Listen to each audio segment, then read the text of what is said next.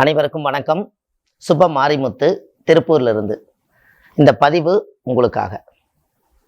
இப்போ மிருகசீரிஷ நட்சத்திரத்தை பற்றி ஒரு ரகசியத்தை இன்னைக்கு உங்களுக்கு சொல்ல போகிறேன்.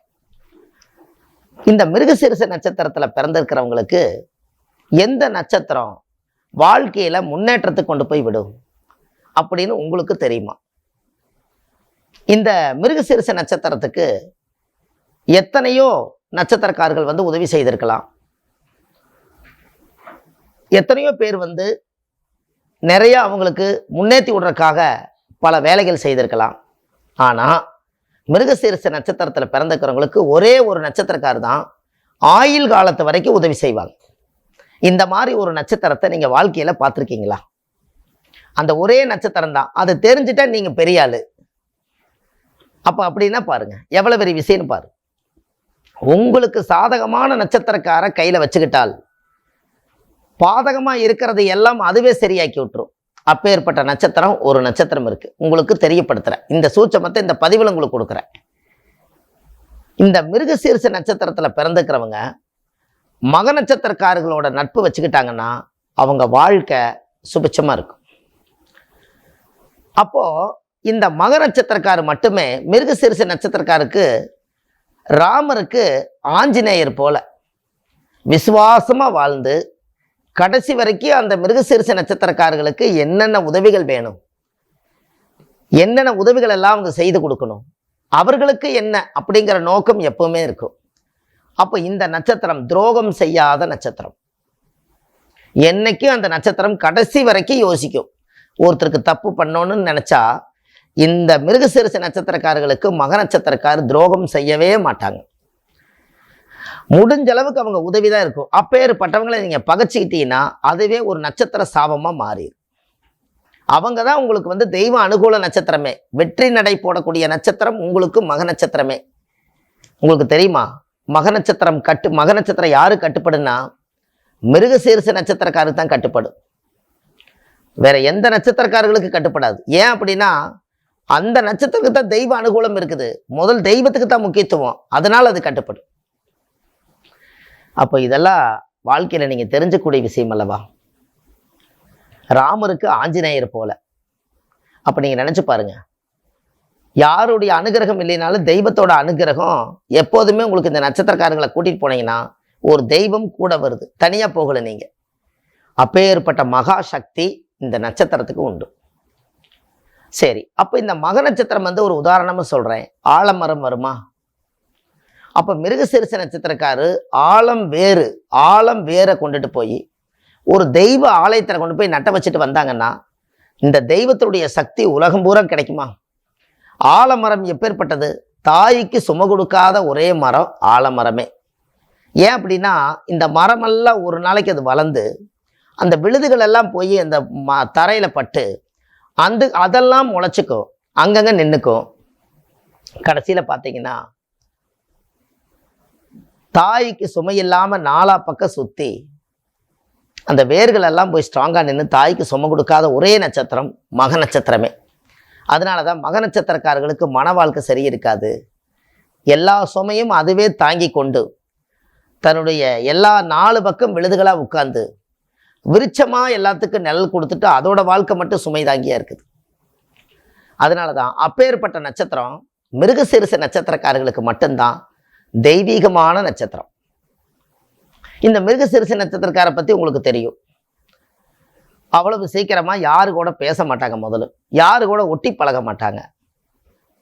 அந்த மிருகசீரிஷ நட்சத்திரக்காரர்களுக்குன்னு ஒரு தனி பாதை அமைச்சுக்குவாங்க.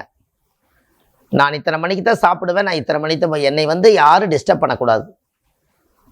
அவரை பற்றி நோஸ்கட் பண்ணாலே அவருக்கு பிடிக்காது. இந்த மிருகசீரிஷ நட்சத்திரக்காரர்களுக்கு அப்படி ஒரு பிறப்பு. அப்போ இந்த ஜாதகத்துல அப்போ அந்த மாதிரி ஒரு குணமுள்ள மனிதர்களுக்கு அவங்களும் வாழ்க்கையில சிரிக்கணும் அல்லவா? எல்லாமே அவங்க யாரையுமே கேட்டு செய்ய மாட்டாங்க. அவங்களுக்கு என்ன தோணுதோ அதை செய்வாங்க. அது நல்லது எது கெட்டது எது செஞ்சு பார்த்துட்டு அப்புறம் தான் யோசிப்பாங்க. முதல்ல யோசிக்காம செய்யக்கூடிய ஒரே நட்சத்திரம் மிருகசீரிஷம். அப்பேற்பட்ட மிருகசீரிஷத்துக்கு மக நட்சத்திரம் தான் அதுக்கு உதவி செய்யுது.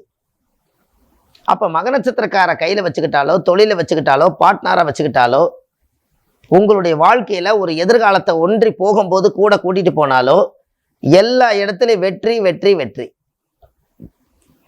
இதுக்கு பேரே வெற்றி நட்சத்திரம் அப்படின்னா பாரு.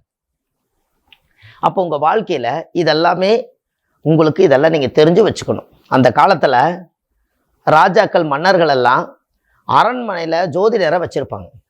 அப்போ அவங்க சொல்லுவாங்க, உங்களுக்கு எந்தெந்த நட்சத்திரமெல்லாம் எனக்கு சாதகமாக இருக்குமோ அந்த நட்சத்திரத்தை எல்லாம் கண்ணோட்டத்தில் முன்னாடி வச்சுருப்பாங்க, முன்னோட்டத்திலையும் கண்ணோட்டத்திலையும் வச்சுருப்பாங்க.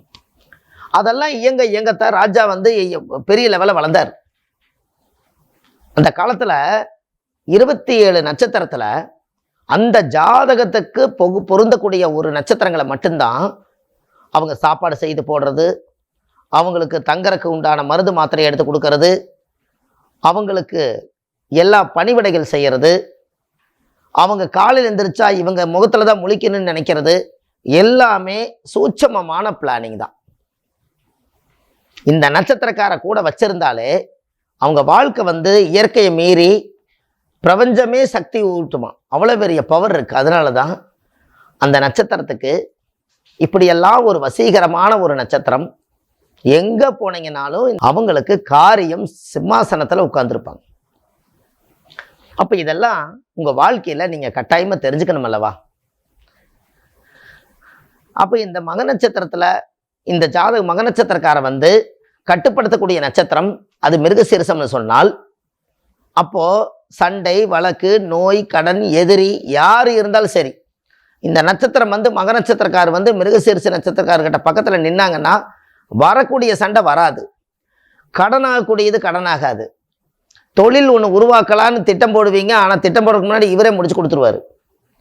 இப்படி எல்லா வேலைகளையுமே இந்த மிருகசீரிஷ நட்சத்திரக்காரர்களுக்கு மக நட்சத்திரம் ரொம்ப உறுதுணையாக இருந்து அதை வழி நடத்தி வாழ்க்கையில் ரொம்ப ரொம்ப சிறப்பாக அந்த ஜாதகம் அமைச்சு கொடுக்கும். அப்போ இதுலேருந்து உங்களுக்கு என்ன தெரியுது?